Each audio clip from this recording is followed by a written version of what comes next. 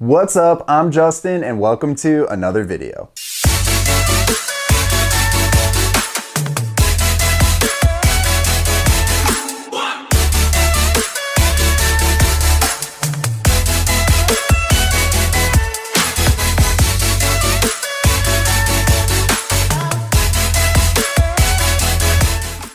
Well guys, truthfully, it's been a long time since I sat down to record a video because it's been a crazy year for me. Wedding season has been non-stop. 2020 weddings rolling over into 2021.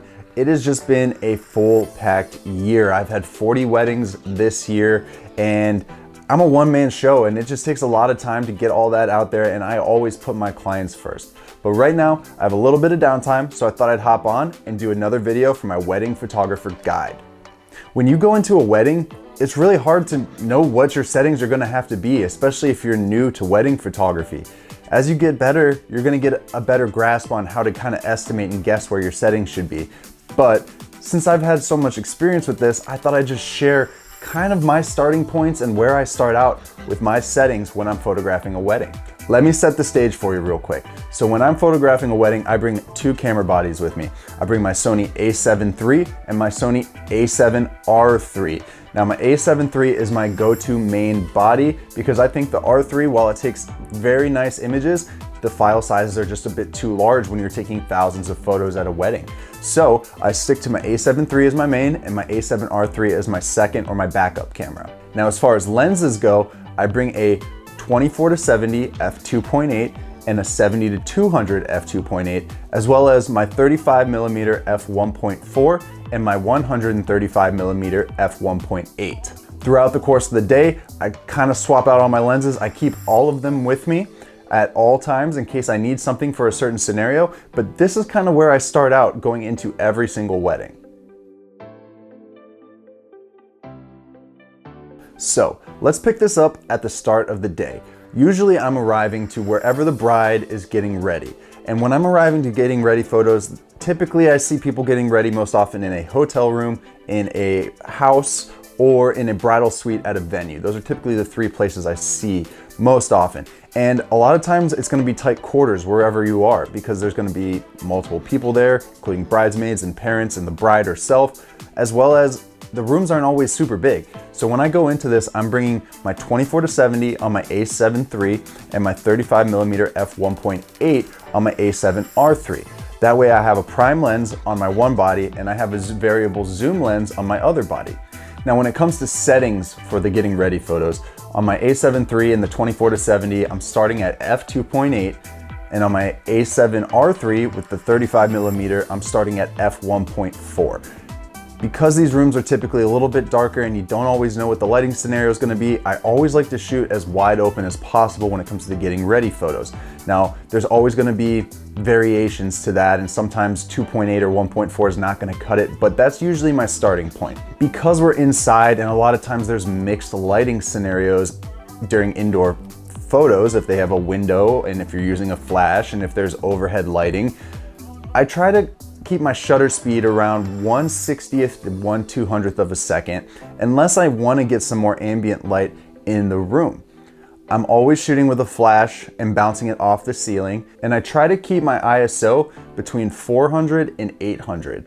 Usually I find a sweet spot around 640, but it just depends on the room and what your lighting scenario is going to be when you get inside of it.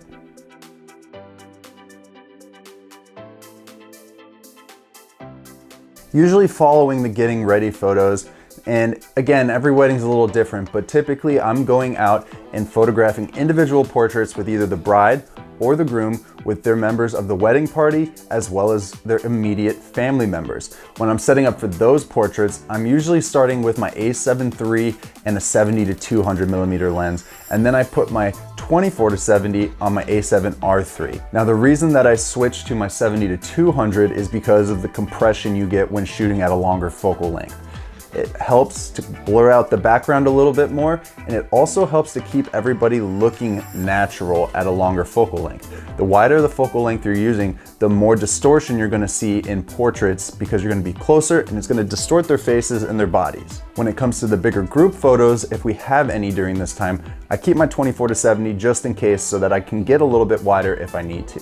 When I'm doing the individual portraits with the 70-200 millimeter, I'm starting at f2.8 because at 2.8 and as close to 200 millimeters as you can, that's really gonna help keep both of your subjects in focus if there's a little bit of a difference in distance between the two of them, and also it's gonna help get a really nice soft background behind them. I find that with these portraits, a lot of times I'm having my ISO set between 100 and 200, just depending on if it's a little bit brighter outside or if it's a little bit gloomier or has more clouds in the sky that are gonna be crossing over the sun and kind of affecting your lighting conditions. But as far as the shutter speed goes, this is where you have a little bit of flexibility because you already have your aperture set to determine your depth and you already have your ISO set, so your shutter speed can kind of be what you want it to be if you're photographing with natural light. If you have an off-camera flash, then your shutter speed's probably gonna be close to your sync speed or maybe a little above if you have high-speed sync. But generally speaking, I'm talking in terms of having natural light for these portraits. If during this point I have any large group photos like all the bridesmaids with the bride and there's 10 or 12 of them, what I'm gonna do is put on my 24-70 and I'm gonna bring my aperture up to about f4 to maybe f5.6, just depending on how much distance there is in between rows of people. Typically, I find that using a 24-70 f4 is probably gonna do the job, but it's never hurts to be a little bit on the safe side to make sure you get everything in focus. Hey, yeah, have you liked this video yet? I don't think you have. Scroll down a little bit and just toss me a like. One like goes a long way. And if you get to the end of the video and you really liked what you saw, be sure to sub because I want to keep making these and help you out. Okay, let's get back to the video.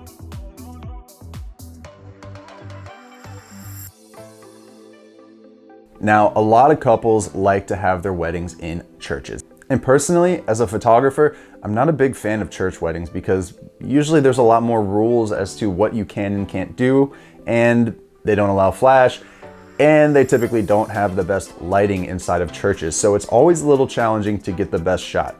But my go-to setup is gonna be my 70-200 on my a7 III and my 24-70 on my a7 R3. I do this because especially in a church, you never really know how far away you're gonna be or what types of shots you're gonna be able to get. So it's nice to have variable focal lengths and be able to zoom in and zoom out if you need, and allows you to get a lot more variety than sticking to prime lenses, which are only gonna allow you a few different shots with all the stipulations that come with photographing in a church. My rule of thumb when it comes to photographing in a church when it's a little dark and it's gonna be a challenge is to make sure that my shutter speed is at least, if not a third to a full stop higher than my maximum focal length. Now what I mean by that is if I'm shooting with my 70-200, I don't want to drop my shutter speed below 1/200th of a second because then we're gonna maybe be faced with motion blur. If for some reason you move the camera or somebody else moves, you may see a little bit of that because of the length of the focal length. Now when it comes to my 24-70, it's not quite as big of a deal because I only really need to be shooting at 1/125th of a second in order to avoid that. So when it comes to the shutter speed, the one I'm mostly concerned about is my a7 III with the 70-200 on it. Now, because the light is probably not gonna be super great inside of the church, I always recommend shooting at your lowest aperture number that you can on whatever lens it is you're using. Now for me, that would be 2.8 on both of my cameras. So I'm always starting at 2.8 and then at least 1/1 in terms of shutter speed to focal length. ISO is a little trickier because that's really gonna be the one that you're gonna adjust probably the most here, but I usually find myself in a church somewhere between 1,000 and 2,500 ISO. Whenever possible, I try not to get up to 2,500 because you do see more of the grain in that, but some churches, you just can't avoid it and you have to push that ISO.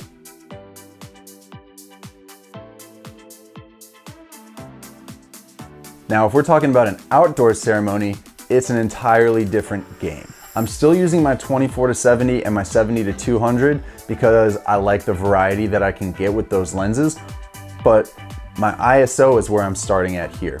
And in most times I'm finding I'm between 100 and 200 ISO.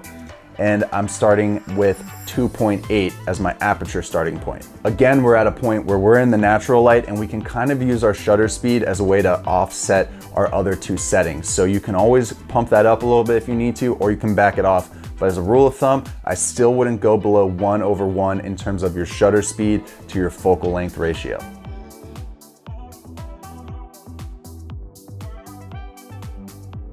After we photograph the ceremony, I try to get into family photos immediately afterwards because our family's already gonna be at the ceremony location and we just gotta bring the bride and groom back so that we can get into the family photos. When it comes to the family photos, again, I'm starting with the 70-200 and keeping my 24-70 on standby. And again, the reason I'm starting with that 70-200 is for compression purposes and to keep as many people in focus as I can at a lower aperture. When it comes to the smaller family groupings and I can keep them all on one focal plane, I'm shooting at 2.8. If I'm gonna have a really large extended family photo with multiple rows of people stacking backwards, I'm gonna start at about f4, maybe 5.6, and if there's more than 2-3 rows of people, then I'm gonna be pushing to f8 to make sure that I keep everybody in the frame in focus. Now, a lot of times I'm not gonna be able to fit in large extended family with that 70-200. That's really great for immediate families and smaller groups, but when we get a large family that's gonna have 15 to 30 to 50 people in it, I'm gonna switch back to that 24-70 and probably bump up my aperture to f4, f5.6, f8, whatever it needs to be in order to keep all of the family in focus. And as far as ISO goes, it's gonna depend on where you're photographing in. If you're in a church, you may have to really pump up that ISO. If you're out in a field and it's super sunny day, you're gonna need to go as low as you can. So your ISO is really gonna be determined based off the location that you're at.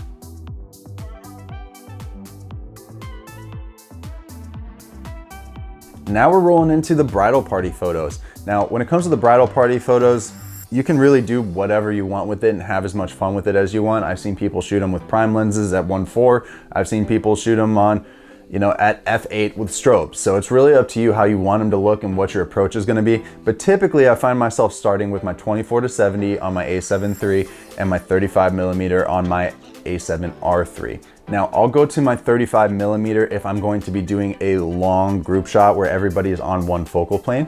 That way I can shoot it at f1.4 or f1.8 and get a really nice soft background behind them. But there's gonna be scenarios where that may not work and 35 is not wide enough. So I'm gonna switch over to the 24-70 for those. And usually I'm starting at 2.8, but again, if I have multiple rows or if there's gonna be distance between people because they're offset by distance, then I'm gonna have to bump that up to make sure I keep as many people in focus as I can. So with the 24-70, I'm usually between 2.8 and 5.6.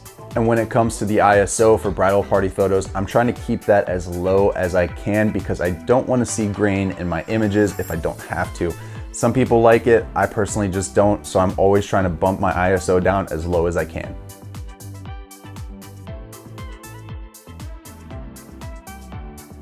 Next up, we have the couples portraits. Couples portraits is my favorite time of the day. I love spending time with my couples and getting to go out and do photos of them on days they arguably look their best in their tuxedos and their wedding dresses and their hair's done, their makeup's done. And I just love getting to create really magical images for them on their wedding day. So when it comes to the couples photos, I'm sticking to 3 main lenses, but I do keep a 4th on standby. Now, what my go-tos are is the 70-200, the 135, and the 35. I do keep the 24-70 on me in case I need something really interesting for a wide shot, but typically I'm sticking with the first 3. Now when I'm shooting the couples portraits, I'm keeping my aperture as low as I can. We have a small group of people with just the 2 of them. We don't have to worry about there being a ton of distance between them, so I like having the lowest aperture so I can get a nice soft background. So on the 135mm, I'm shooting at 1.8. On the 35, I'm shooting at 1.4. And on the 70-200, I'm shooting at f2.8. Now, I usually keep my flash set to high speed sync because if I need to get the sky properly exposed and I don't want to bump up my aperture, I'm gonna bump up my shutter speed to kind of darken things down and keep that sky how I want it to look. And then when it comes to the ISO, again, I'm just keeping it as low as I possibly can, starting at 100 and moving it up if I have to, but I like to keep it as clean looking as possible with as little grain as possible.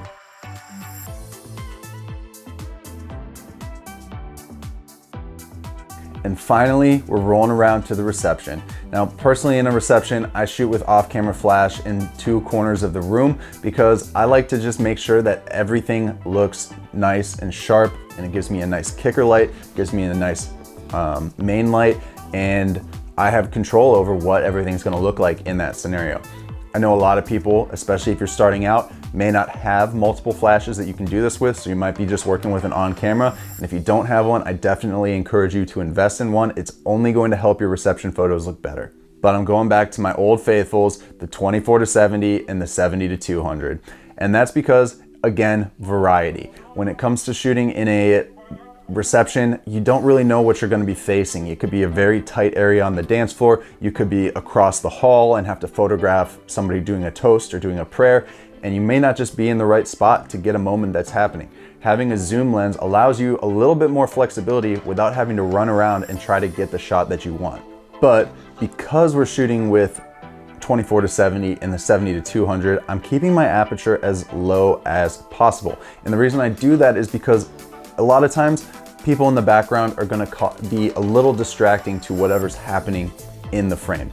That's why I always lean towards the 70-200, because it's gonna blow out that background a little bit more and make it nice and smooth, and you won't see people stuffing their face with cake or somebody sipping on a beer. It's gonna blur that stuff out. You won't have to worry about it. Shutter speed, I'm also sticking to about 200th of a second because I want to try to avoid as much of the DJ's lighting as I can. That's why I bring my own lighting. And I hate when I see green or red dots all over the bride's dress or the groom's face. It just is distracting and it takes away from the moment. So it saves me a little bit of time in post to not have to retouch that stuff out if I'm shooting at a 200th or a 250th of a second, and I can just let my lights do all the work for me. As far as ISO goes, again, that's gonna depend on your room and what time of day it is and how much light's coming into the room. But usually I'm between 400 and 800, I would say, with my flashes. You might have to push that a little bit more if you don't have room lights lighting up the whole room, but